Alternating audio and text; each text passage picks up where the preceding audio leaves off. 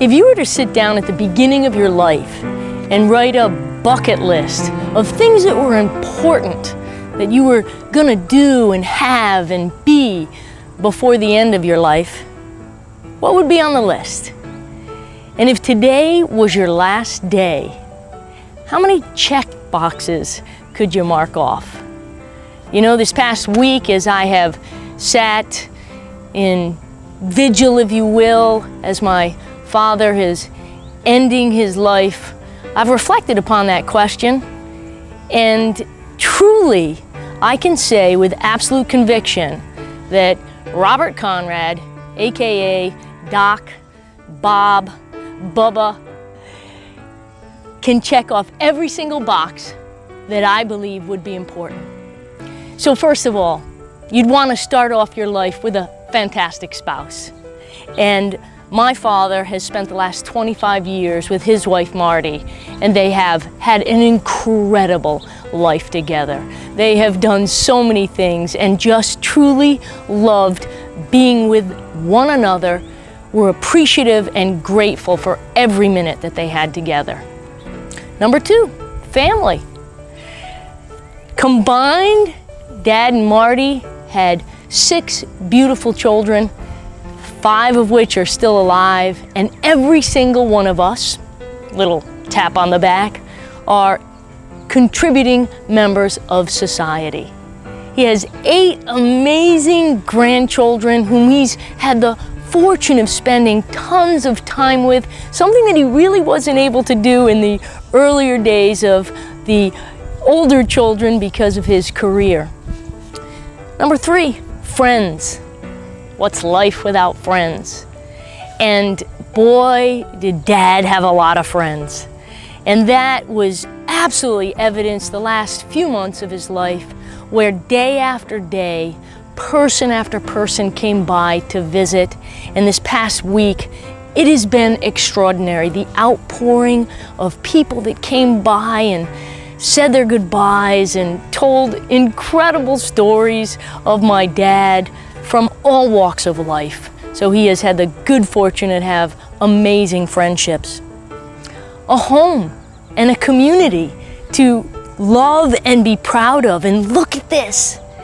This is my dad's childhood summer home where he's lived for the last 30 some odd years. Imagine being able to look out at this salt pond every single day. He loved this house. His boat was right down there, and he loved being down the pond. And really, you couldn't ask for a better community to be in than the South Kingstown, Narragansett area. Career. Of course, most of us knew Doc for his career, and what an amazing career he had. He was a surgeon in this town from the very first day that he had private practice. I don't remember if it was 40 years of practice or whatever, but he had just an incredible career. Back when South County Hospital was nothing, and now it's one of the preeminent hospitals in the state, if not in New England. And every single day he loved what he did. I can honestly say that my father never spent a day going to work. He did his passion, and that was surgery and helping people. Travel. Wow. He traveled the world between ski trips and the Great Loop in the boat and all of the other trips that he's taken throughout his life with his kids and with Marty. He literally was able to do every single trip that he ever wanted to do. Fun and laughter. Anybody that knew my dad, boy, was he a jokester. He loved a good joke, and what a prankster he was. No matter where it was, even in the surgical operating room, he was always joking around and laugh at Dr. Bob. He'd get laughing so hard he couldn't finish the punchline to a joke. And finally, contribution. At the end of your life, can you say that you've made a difference?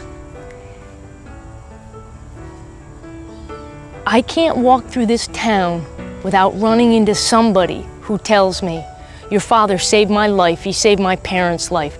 Your father helped me. Your father mentored me when I was young. He advised me. And this past week, person after person has gone up into that bedroom, his bedroom, crawled into his bed and told incredible stories of the contributions that he made to their life, professionally, personally, you name it. So every single box is ticked off.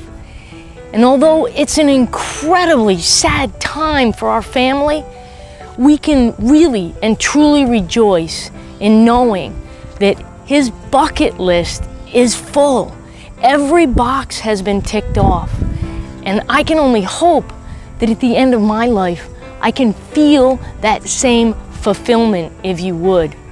We all know that the last year and a half of my dad's life, it wasn't the best. He was suffering from Alzheimer's, and he hated every minute of that.